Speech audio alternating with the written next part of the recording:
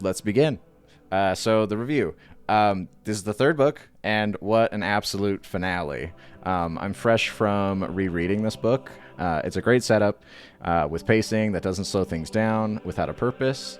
There is a little bit of a, like, the beginning is like, all right, let's ramp things up a little bit, but it is a really small ramp up. And for the most part, this book is just like scene to scene to scene to scene with something happening. So also, the way it ends is just like chef's kiss, like ending Warhammer 40K. This is absolutely how it's supposed to end a story.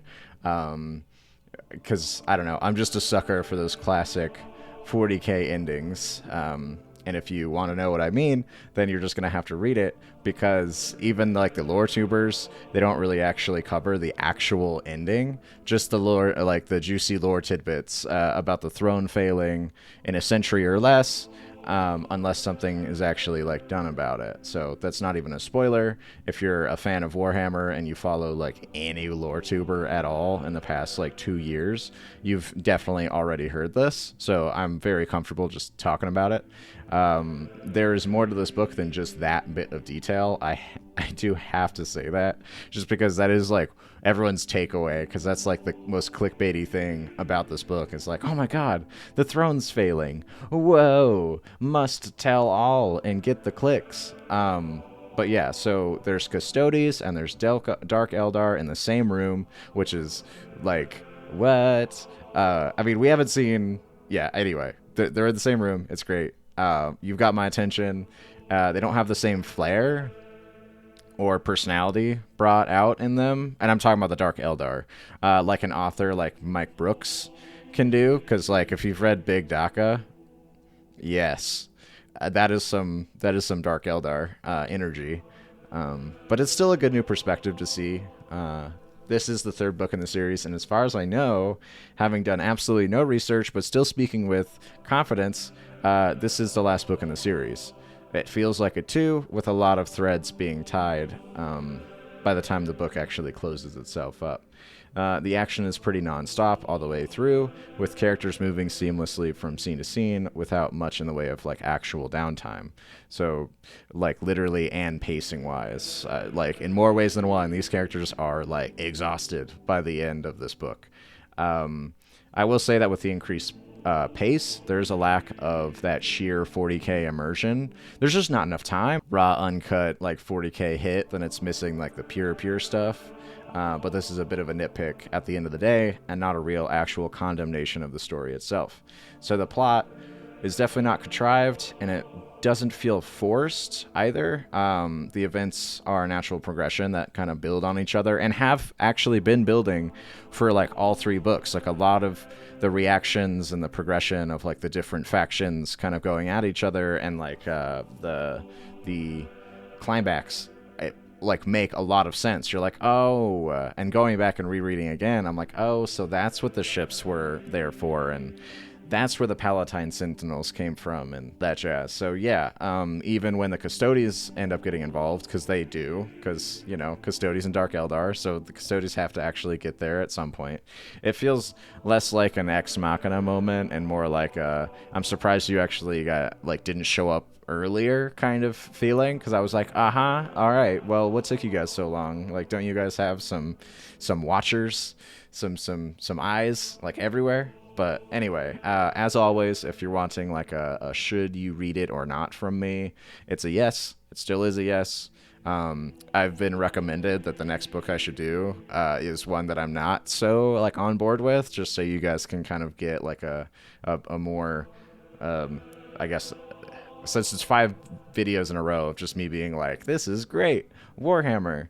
What I'm planning on doing, just to take my bias completely out, is open up my Audible, scroll all the way to the bottom on my library, and just click the book that's on the bottom, and then just go up from there. So because I've got like 250 books on there, it's gonna be great. I'm sure there's gonna be books that I'm like, oh no, but yeah. Anyway, so on to the actual video, because I'm getting off track again.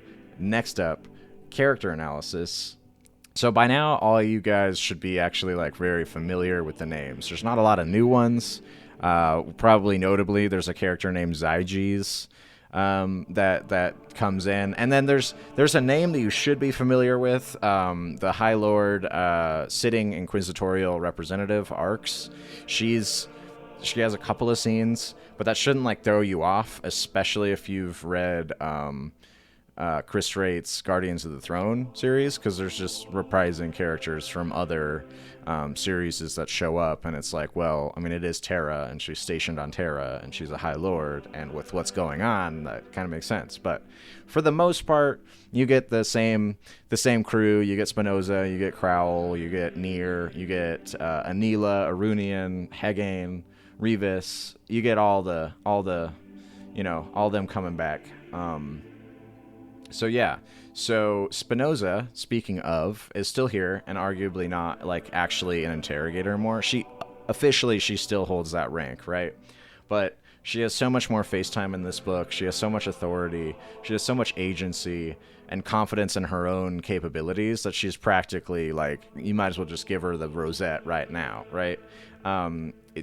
Still not without, the actual promotion, but anyways, she's continuing down her rabbit hole, arc of becoming slightly less stiff about everything, becoming like way more, I guess, like Crowell, just a lot more pragmatic, a lot less dogmatic. It wouldn't go as far as saying that you can honestly take the Emperor's name in vain in front of her still, but she won't put like a gauntlet through your face for bumping into her on the street anymore, which literally she did that in previous books, because a lowly pleb just hit her on the shoulder while she was walking down a very crowded street, and then she literally just bashed him in the face. Yeah, hard enough to make him bleed. It's just all right, chill. But yeah, so Terra is absolutely rubbing off on her finally. Next up is Crowell, and he's losing his grip on reality. He's been losing his grip on reality pretty much since book one. It's just the progression of the sickness and some other stuff. But yeah, he's no longer the experienced and steady voice in the team's ear. He is a shattered echo of what he once was, and the sickness he's been struggling with was only exacerbated by his experience with the homunculus in the very first book. So yeah, again, it's been a progression. So he has become even more paranoid, if you can believe it, than in past books. And even though he is still able to drag the team into investigating further into the conspiracy, it won't get any less dangerous for them as they dig even further for answers. And again, the answers are the throne is failing, and the conspiracy involves High Lords. So it really, High Lords that want to hide their tracks and not, be discovered even by the Inquisition, who pretty much keeps things under wraps pretty well anyways. So being discovered by the Inquisition really shouldn't be that big of a deal, especially from High Lords. But it's still, in this case, it is just so dangerous. Revis, he's still here. He's a bit shaken by his experience in the second book, especially by now he's starting to question his loyalty. It's split between Spinoza and Crowell because he's kind of losing his edge. She's growing into her role. She's younger. She's not more experienced, but she's younger, confident, brings that youthful umph, basically, that passion into being an Inquisitor. And he's just been around Crowell for so long that I bet he's probably oh man, wow. Wow. But yeah, so his competence and mental discipline just keep carrying him forward. Even in the times where he's haha, I don't necessarily want to keep going forwards, they still do.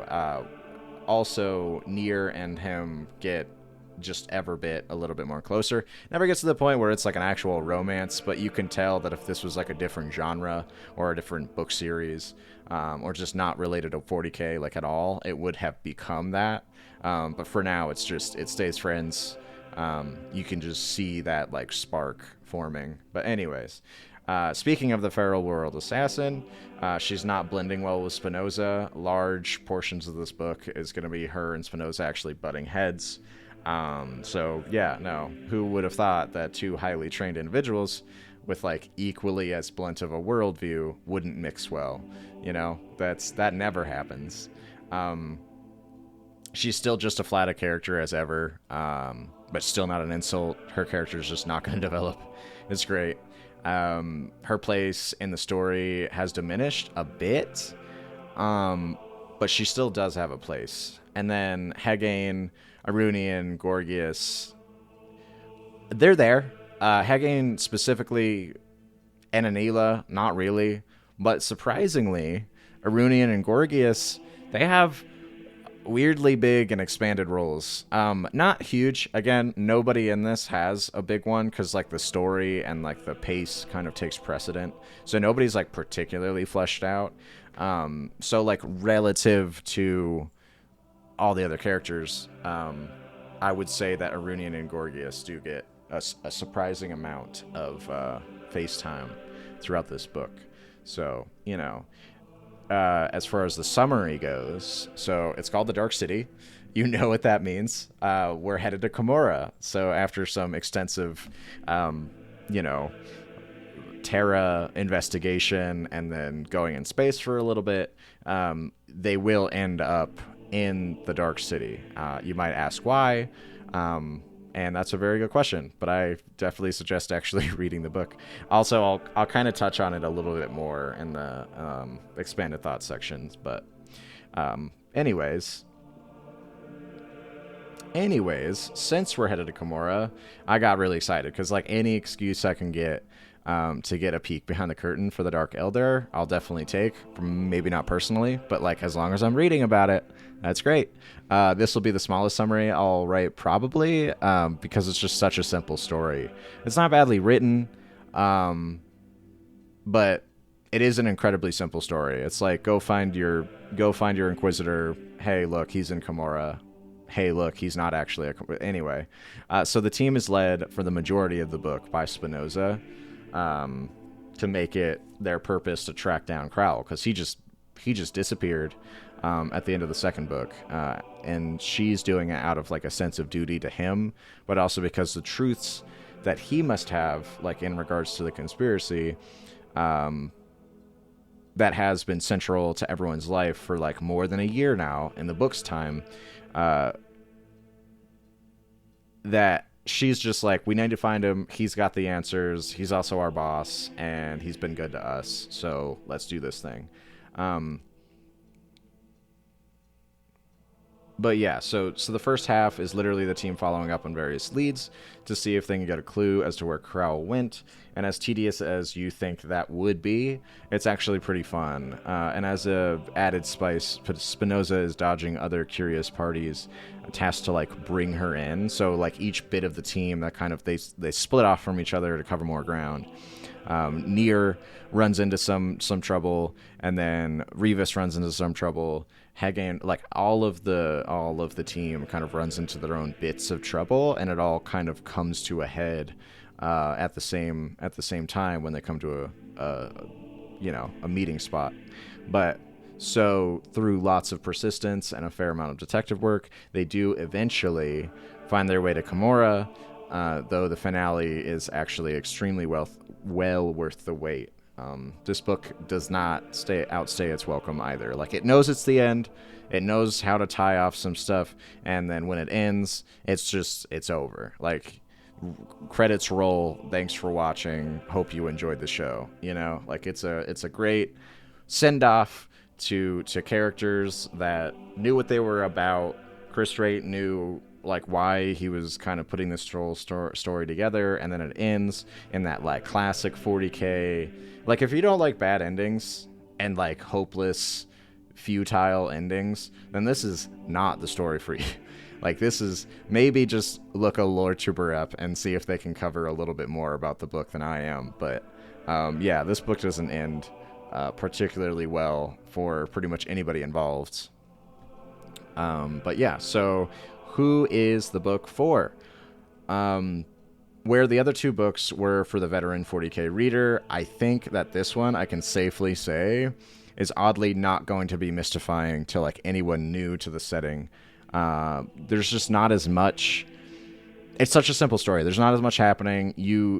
There's a very real context surrounding everybody. It's less of a mystery and more of like, all right, we're going here to do this. We're going here to do that. If we find out this, then we'll go here next, kind of thing. So you're not going to be lost, even if you don't like know some of the words. The context will kind of speak for itself. So whether you have a lot of 40k knowledge under your belt and you can critique like the specific gorget that's on a specific iteration of power armor, compared to someone who like doesn't know what chainsaws are, and they didn't know that, not literally what chainsaws are, but they didn't know that chainsaws are swords in this setting, this book is going to be great for you. The reason is in part because of like also how linear the story is too. So not only is there just like less that Chris Wright like puts on you, because he kind of helms the story. It's pretty like, all right, we're gonna do this, this, and this, and explain it to you. But it's also like, all right, hop on this train ride. We're going shopping. But yeah, so I don't think this is a waste of your time at the end of the day. I know at the review I gave my yes already, but as far as the who's this book for, if you're into action, there it is. If you like seeing more of the setting, there it is. And if you like a story that knows how to end, especially an entire trilogy, there you go. I will add, and I have added this in the last 3, this book is probably the weakest of all 3, just because of how fast it seems to want to tie things off. You know, like in this specific case, it does seem like the lore that it was trying to deliver about the throne and like where Raskian went and a bunch of other stuff was like almost more important to the story than the actual story itself, which is like finding Crowell and denying the conspiracy and reporting it and blah blah blah. Like it almost felt like this book was more of a delivery device than it was like an actual true book, which it's weird to say because every book is just a medium to deliver lore, because it's like what a book is. So I hope you understand what I'm getting at when I say that. But yeah, so how much lore is actually in this book? I'll say munches and bunches. Like, did you know that the Dark Eldar used to observe ancient humanity? Like, there's a few throwaway lines that you're just like, whoa, what? No way. You will at the end of this book. And did you know that the throne was built, like how the throne was built, who built it, and why? Like, you'll know some of those answers by the end of this book. Did you know the mechanicus has the authority to literally touch the emperor? Because like most of the custodians don't actually even have that honor, but they do. So there's like a lot of lore in this book, and much of it is like a lot of fluff than like actually super useful lore. So even as far as knowing 40k like lore goes, because like, I mean, at the end of the day, it's 40k, it's your hobby, it's not your actual job. So like knowing a lot of 40k lore isn't exactly going to be like the most important thing in the world. So a lot of this lore I kind of lump into like the party trick 40k lore. And yeah, I mean, being able to say something like the Dark Elder listened to Bach because they observed ancient humanity and they just really liked his compositions. There you go. I guess you know now. So if you read 40k books purely on what lore you'll walk away with, then this is more than any other book in the series. As far as quantity of lore, and also I would say importance, because like the throne failing is pretty huge, and we know about this, but the setting doesn't. It like, this is meta knowledge, not in lore knowledge, because Raskian, and if you watch the Sandman video about this, you already know, but Raskian is still missing. I know that in Genefather he's brought up, because I had to read that book when it came out. It was just way too good. I hope, this is a tangent, so forgive me, but I do hope that, like, I do hope that Fabius ends up making like an almost Primarch figure or a leader out of Alpha Primus's genes, and gives it, and like makes it into a thing, right? And then just gives it to the new men, because like the new men is probably my favorite thing about 40k lore, except for maybe the Harud, just because of like the fact that they migrate, and when they migrate they manipulate time, but it's not just like nonsense where the writers are just like, oh no, we hate having to have our characters die, so multi-dimensions, people. And like, no, like the Harud are just like beings, not even beings, they're like animals that when they hybrid, like when they migrate, they just make stuff age, or they age backwards. Most of the time it's age forwards, but you know, anyways, Raskian is still missing. That's the point. So in the setting, even though conspiracy is known to us, the readers, and Dark Eldar, but they're not exactly going to be talkative, by the end of the book, that news of the Golden Throne failing doesn't actually get like passed back, you know, to anybody important in the setting, let alone like, you know, other High Lords that weren't involved in the conspiracy. So yeah, that's you know, we'll see if GW actually does anything with it, or if it's one of the many storylines that, like, cough cough, the Yanari, I mean, cough cough, like, we'll see if it's actually a thread that they follow up on, or if they just forget that they even wrote it down. But you know, time will tell. So is this a standalone book? What homework do you need to do before reading this? And like, how does it end? Does it wrap things? I mean, I've touched a lot of these already. It ends really concisely. It's absolutely not a standalone book. It's the third. It's a continuation of the last two. It does a really good job. It does the best as job as it can in wrapping things up. Ends with a pretty big bang. With all the characters like beating a hasty retreat out of the webway, because a trip into the webway kind of implies that you'll be running out, not walking, even if going in was calm, because, you know, sometimes you just accidentally go into the webway and then you're like, oh no, spooky times, and then leave.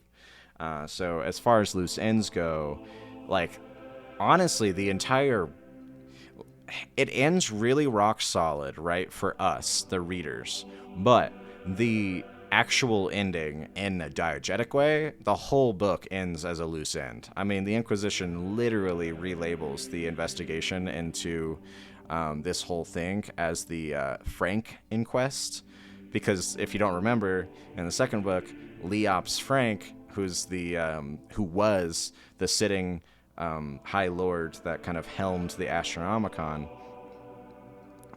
he died. And the reason that Zyges even got involved in the first place was because Arx was like, hey, we need to figure out what happened to Frank. And Spinoza and Crowell were like the only ones that saw them. Also, they were around when Rassilo went missing. So like, do we have some rogue inquisitors? Like, go find out. So by the end, since that information doesn't come back, Arx is like, oh, okay, well, Zyges is missing now. And the Inquisitors that I sent them to find are also still missing, and I don't even know what happened, right? So the whole thing basically, she relabels it as a routine investigation instead of priority, doesn't retask anybody else to do it, not actively. She puts, again, it's routine, so somebody does end up doing it, but like, it's routine. And then, yeah, the book heavily implies that everyone who's important has just like forgotten or will forget this ever really happened, because at the end of the day, since the team had never shared anything about this, nobody knows about it. Like, the team was all about the surprise and the fact that, like, oh, if no one knows, that means we can investigate easier because we won't constantly be hounded and blah blah blah. Well, they all, you know, disappeared, and they didn't make it back. So nobody knows that the throat is dying, because even Raskian's not back. And yeah, who knows? Question marks. Again, we'll see if that lore like ever actually has a thread going for it. But you know. So yeah, that's the That's the whole thing. The next section after this is my expanded thoughts. So if you want to hop off, go for it. I'm going to ramble. I don't know. There's only 4 sections, but they're actually kind of chunky. I cut down since if I added more to these, the video would probably be a bit long. But who knows? We're only at like 30, which usually I'm at like 40 by now. So who knows? Maybe the video will end at like normal time. But yeah, again, thanks for listening. If you're hopping off, appreciate you. See you in a week. And if not, I guess stick around. The first section I'm calling Hybrid Eldar because, like, and I'm spoiling this, so plug your ears or something, but did you know that humans can be transformed into Dark Eldar? Like, it's crazy. So, definitely still a spoiler, but I needed to at least, like, touch on this. So, Crowl, in the first book, he's exposed to the blood of the homunculus. And, like, the second book, I'm sorry, but, like, I didn't know that he was turning it. Like, it wasn't clear. And maybe I'm dense for not seeing it immediately, but he was sick already, so I thought when he was getting more fragile and, like, seeing an Eldar in the mirror and, like, dreaming weird dreams, that I was like, okay, the sickness, yeah, it's just progressing. I had no idea that he was actually turning into a Dark Eldar. That's wild. And it's hilarious, honestly, to see other Dark Eldar's reaction when they go to fight him or when he confronts them, because they're just like, what am I looking at? Like, their expressions change. They're at once like offended, but also just like really curious to see what's happening, because they're just like, wait, no way. Like, it's like if you're a dog or a cat owner and, like, your cat scratches you, and then over the next, like, I don't know, 6 months, you slowly turn into a dog. Like, I don't think your dog would mind, to be honest, but I feel like the people around you would be, like, at once just like, oh no, but then like, oh, that's kind of cool. And I guess if you don't like the dog analogy, then, you know, input horse or bear or something. I don't know, something cool. Personally, if a hawk scratched me or something like that, and then I slowly turned into a bird, I don't think I would mind that much, because I would love to be able to fly. But yeah, so the next section is the nature of servitors in the Imperium, and this is actually a really chunky one. A part of it is an excerpt. Yeah, so if you actually, the whole thing is an excerpt. Interesting. All right, well, hope you guys enjoy my reading voice that doesn't exist, because it's happening, and it's actually like a solid amount. Wow. Anyways, so here goes. He had whatever thoughts a skull had, felt whatever emotions a skull felt. Possibly, he was simply a soulless device now, a collection of mechanical parts with a smattering of machine spirit burbling over the top. Or possibly something deeper remained, a lacing of something softer, older, harder to pin down. In normal times, you wouldn't even have asked. The Imperium wasn't a place where mysteries were investigated. They were accepted, turned into truths that couldn't be questioned, slotted into the realm of the actual as life went on around them. Most servo units of any kind were functionally inert, just floating gun platforms or messenger drones, their cranial matter repurposed for data storage and environmental targeting. Some, though, still spoke. Some still responded to emotional cues. A few were fully intelligible, able to recall memories, converse intelligently, express hopes and dreams. What was the cause of that? Some short circuit of the devices that had been bolted into the bone, or something else, more ineffable, lingering like a dream over cold matter? For the most diligent servants of the Imperium, the greatest horror of all was death. Not because of what it meant for the individual, because it took away the chance of service. The most devoted adepts, once the certainty of their demise came apparent, would petition for some means of carrying on, to use their remains to persist in their unending service to the throne. And for those of high status, admirals, chapter masters, inquisitors, a way might sometimes be found. their heart placed into a reliquary and kept breathing, their eyes crafted into auger components, their lungs used for tox filters, and for those that made the case most persuasively, or had the most coin or influence, their skull might be taken away from their body, reverently prepared with oils and salves, implanted with grav drives and power cells, the residual blobs of gray matter preserved and sealed. Then, threaded through with biowire and psychoreactive crystals, what emerged at the end of that process was always unique, always unknown, right up until the moment the single oculus glowed into life again. The drives wind up to full power. The spinal matter clatter across the slab as the skull swayed up into the air. Many units never fully functioned at all. Others were still little more than hovering cogitators, only capable of obtaining data and transmitting it on command. Some, though, could speak. Some, it was whispered, had a mind and soul of their own. Best not to ask how or why, or in what precise form that capability existed. So yeah, this is kind of describing Gorgias. Gorgias is kind of a... If you've read the other books, you understand. But to those that haven't, and they kind of listen to these reviews just cause, Gorgias has a undefined but heavily implied to be pretty much a human, intelligence level.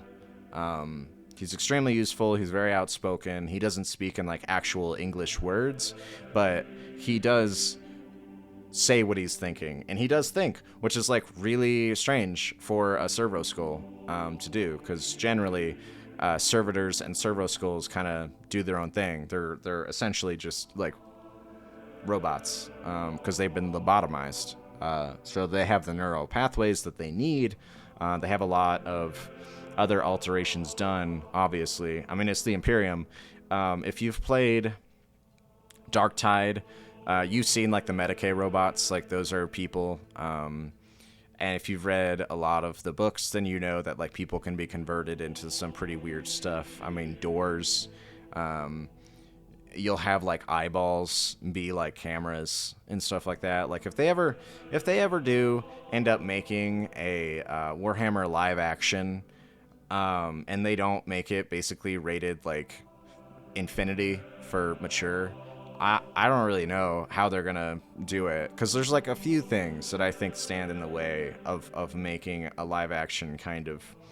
If you're not careful, it won't nail the tone. And I think the body horror element of just how okay every Imperial citizen is, or at least how normalized it is to have just body parts used as just levers, or servitors that are half dissected and kind of rotting, be a waiter at a restaurant even, or I don't know, name a thing about body horror, and if they have it, it's the Imperium. So that's one of the things, and it's a bit of a tangent off of what Servitors' role, but I kind of mentioned making Warhammer into a live action. I know Henry Cavill's working on it.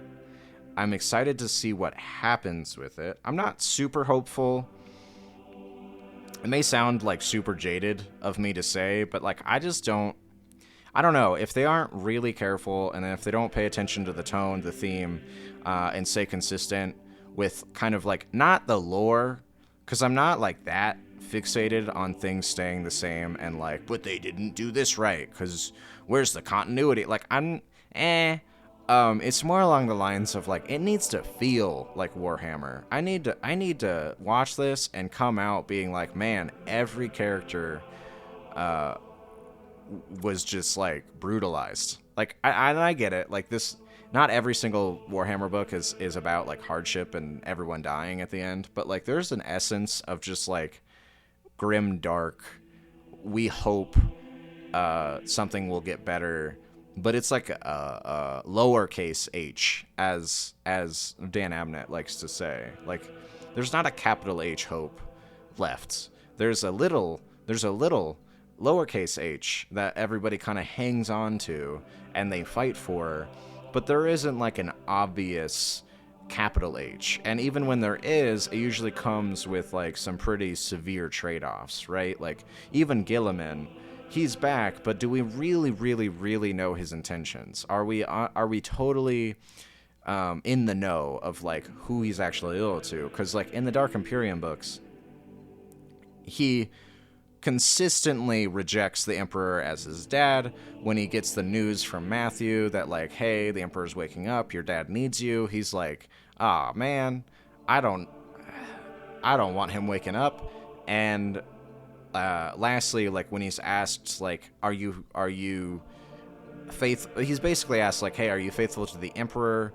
Like, whom do you serve? And he's like, I serve humanity. And like, again, he's written very specifically. He doesn't make a lot of word choice mistakes. So I just don't think that like Gilliman is truly like on the Emperor's side. So I don't think it's as simple as saying like Gilliman's gonna save us all. And like now the Lion's back and they're gonna bring back other Primarchs, but it's like we've seen the Primarchs fall. We've seen the rug pulled out from under like the capital H hope before. So I don't know. I wouldn't be too comfortable in saying like, all right, guys, the galaxy is starting to figure itself out. We're gonna start moving forwards. So yeah, but as far as servitors go, if you want to learn a little bit more about kind of like not how they're made, because everyone knows how they're made, but if you want to see more of like servitors kind of having agency or like having more personality and kind of playing a more fundamental part of a story, read Reign of Iron first, and then the attached Mechanicus trilogy to that. And this will do two things for you. So start with Reign of Iron, because there's a character that actually transitions over to that Mechanicus trilogy, and it's like Lords of Mars, and then it's Gods of Mars, and then it's there's three, and I'm forgetting the last one, and I'm not going to look it up because I'm talking. But yeah, read Reign of Iron, and then you have the choice now of either reading the Uriel Ventris story, because funnily enough, Hydrocordatus is, I'm probably mispronouncing that. I bet it's like Hydrocordatus or something like that. But anyway, I have a garbage time pronouncing anything. The events on Hydrocordatus and the gene seed that is stolen there actually make up story elements in the Uriel Ventris books. And also, there's characters that go from there, because there is survivors that make it into that Mechanicus book series. So that one book can actually do a lot of legwork as far as covering some territory goes in the lore. But yeah, and it's also a pretty decent book. I wouldn't say it's really good, but it's decent. Like, it's somewhere between. I don't actually know. I can't give it like a more arbitrary number. I just remember it being like solid, but not like great. You know? Like, it's one of those books that I kind of come back to every so often. So it is rereadable. But it's not like amazing. So, you know. Anyways, the next thing that we're going to talk about is the stratification of knowledge in the Mechanicus itself, like as an organization. So there's a bit of a more exposure to the Mechanicus than we usually get in a story, and you kind of find out that like the Mechanicus is not as free with its knowledge, even among itself, that you would think, right?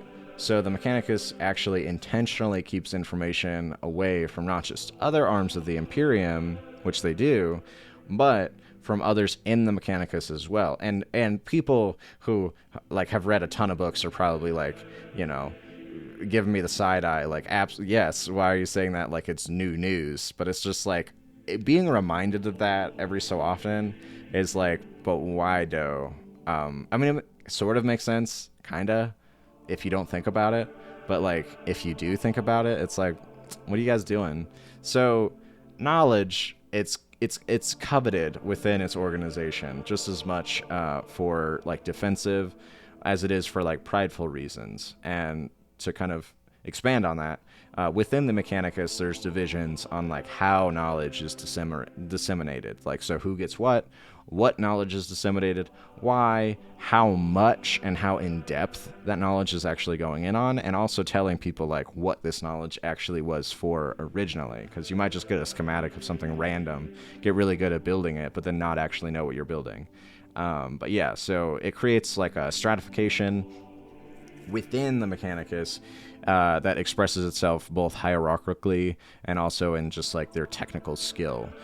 So an adept who is like naturally talented, like a savant, will get promoted just because of that sheer capability and knowledge that they're born with. But if you're not born with that, right, and you're just a regular adept, you're going to be spending a lot longer in each rank in your designated speciality before you get ranked up. And mechanicus live for a really long time, so get ready to be somebody's apprentice for like 300 years. But yeah, so knowledge in the mechanicus is both a social status symbol and the way the cult within the mechanicus worships the machine god. So just like in the book says, the mechanicus does this for a number of reasons. First is to prevent any one adept from becoming too powerful. So, you know, cough, cough, Belisarius Call, there's a reason why he's so polarizing, I guess is probably the word, within their organization, because he is just so competent at so many different skills. It's not illegal to like be cross-profession. Like, this isn't the Tau here, but the mechanicus is very wary of someone that can do so much, because you know, like, they're just scared of knowledge as they are reverent of it. But yeah, so it's to prevent an adept from becoming too powerful. And there's also an element of like hoarding. So in their mentality, collection and then storage of knowledge is like really important also. And they'll even go as far as like actually deleting the fact from their own personal like drives within their brain that they even discovered that knowledge in the first place. So once they store it successfully, they're like, better delete this so I don't tell anybody by accident. And then they end up forgetting that they ever had that knowledge in the first place because they deleted it and they didn't back it up. It's hilarious. So of the many reasons that the mechanicus is regressing, I would say that this is like one of the primary reasons. It's just how they deal with knowledge specifically, how it's disseminated, how they look at it, all that jazz. So they are not the mechanicus they used to be. And a good book, in a phenomenal book, I like definitely in the top 10. And this is not clickbait. Like, I routinely go back and listen to this book, but it's called Titanicus by Dan Abnett. Super good. Love it. It's big machines fighting each other. Okay, it's titans fighting each other. We all liked Pacific Rim 1. All right, we don't speak of the sequel. You know what this is about. I know what this is about. It's just such a good book. Because it just felt like the Hunt for Red October, because they're basically just like submarine crews like fighting each other, except they're in giant mechs, and it's not anime. So it was like really nice to see. And I'm sorry, anime lovers. I'm not a huge fan of anime. It's just the voice acting. I can't do the voice acting. I love Obsolete, if that does anything for my credibility. I have tried animes. Obsolete is definitely my favorite. It is a mecha. It was made a while ago, but it plays it so straight that I just can't help it. Plus, all of the detailing is amazing. The sound design is absolutely wild. The story is just like really compelling. I don't know, like Obsolete's awesome, but then if somebody's like, hey man, you want to watch High School of the Dead or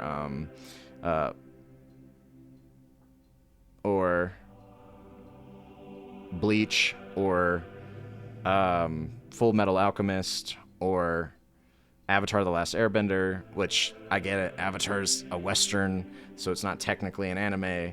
I don't know, man. Like, when I was in high school, I was like, a really good friend of mine was like, we should watch Soul Eater together, and I got like I don't know. I got like 2 seasons in, and I was just like, this isn't my cup of tea, man. Like, give me some Stargate SG-1, and I'll get in it. And it's not even like I don't like cartoon stuff. Like, I love cartoon stuff. I'll watch animated stuff all day. It's just there's something about anime. I'm just like, I can't do it. It just doesn't. Anyways, I'm getting so off topic. So, the Mechanicus. The Mechanicus is regressing, and it's because of the way they deal with knowledge. And then I talked about Titanicus. And the reason I bring up Titanicus, not just because of fighting robots, but it's like, it shows Mechanicus politics. Which, you know, very exciting. Tell us more. Give me that book.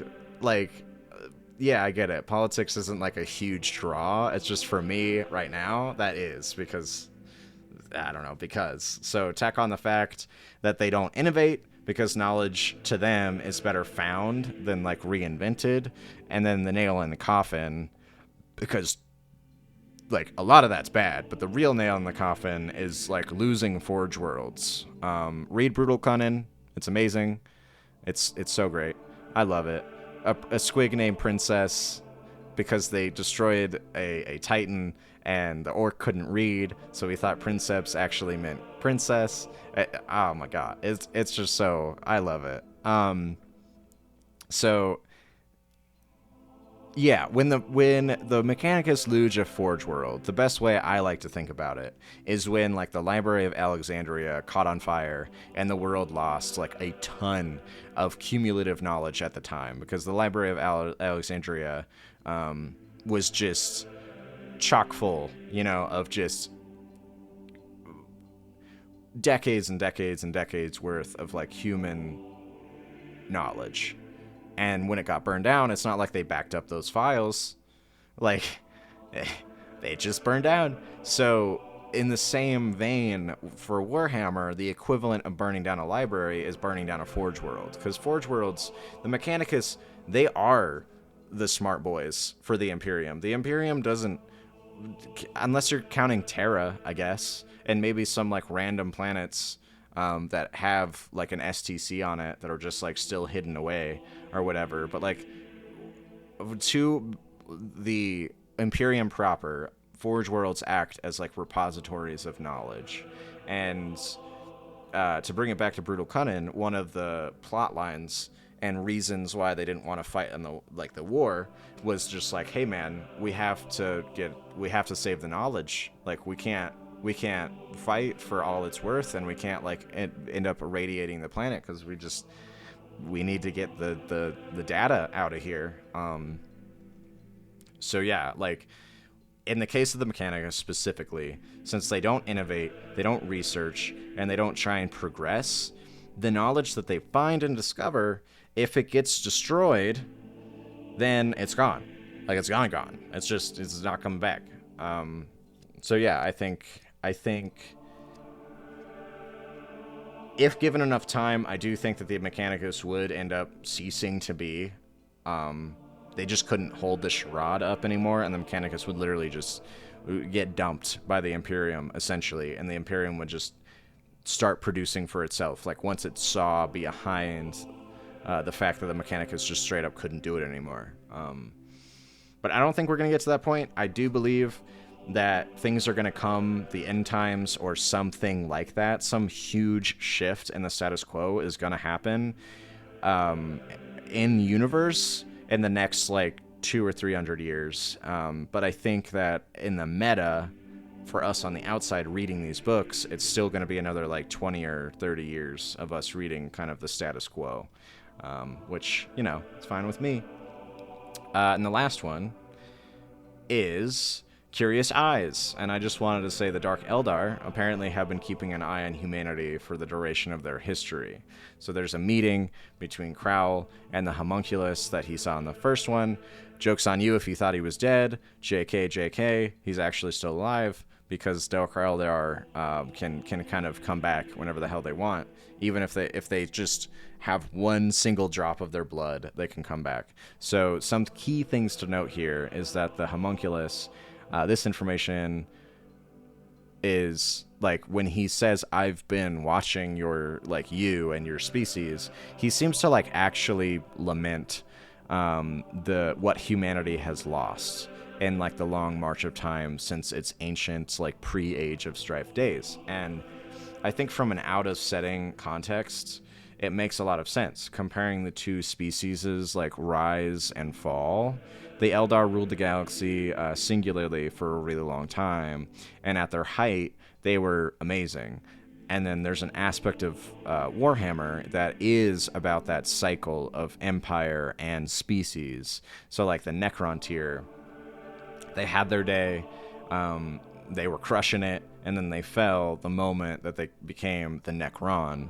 Arguably, I mean, they were cancer-ridden, and no one got to the age of like 40, but like they were crushing it. Their technology was absolutely insane because it's not like they developed the like more technology after they turned into robots. Like they might have a little bit, but it was more like iteration on what they already had, right? So if the old ones were kind of running circles around them and the Necron were like phasing reality, then I hate to see what the old ones were actually like if the Necron tier had to make a deal with like actual star gods to fight them. And then the Eldar, they had their height and then they fell the moment the Slanesh was born, and then humanity had its golden age. And as we all know, Terminator like 17 happened, and then the entire galaxy was just like, what have you done?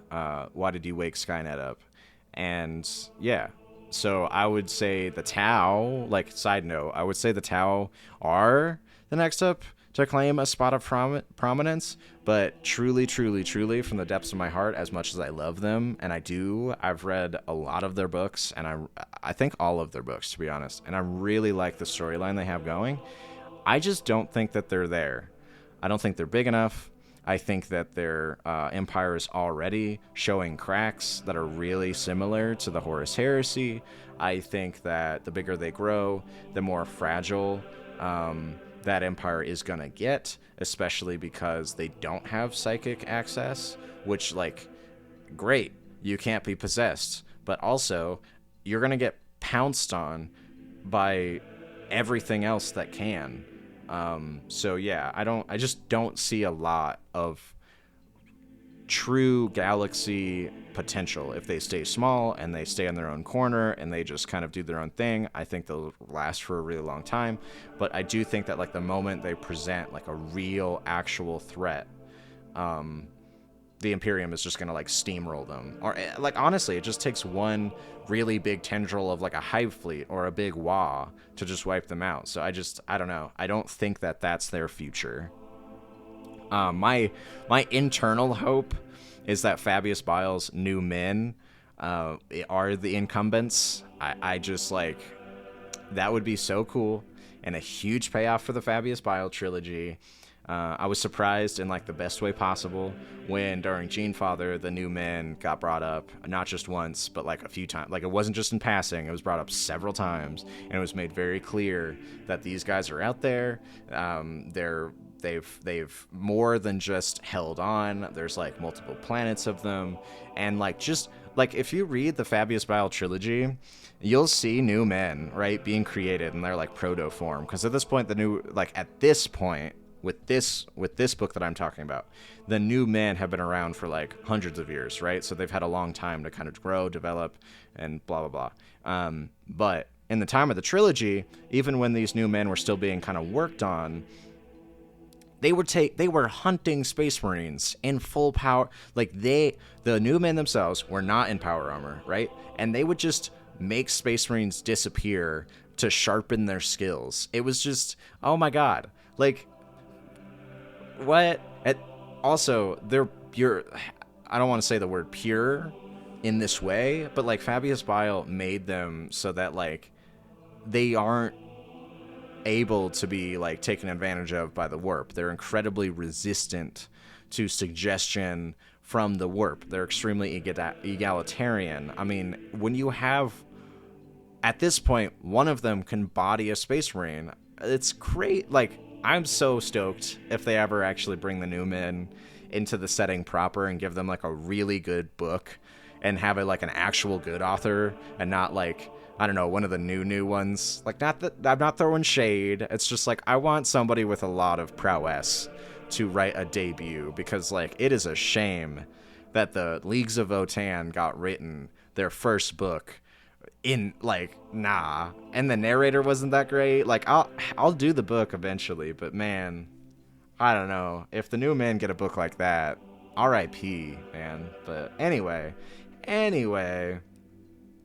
that'll be it for me. It's only 4 for the expanded thoughts. I hope you guys got something from this. Sorry if the video got a little bit long and more rambly than usual. From here on in, this is the 5th video. I'm not entirely sure how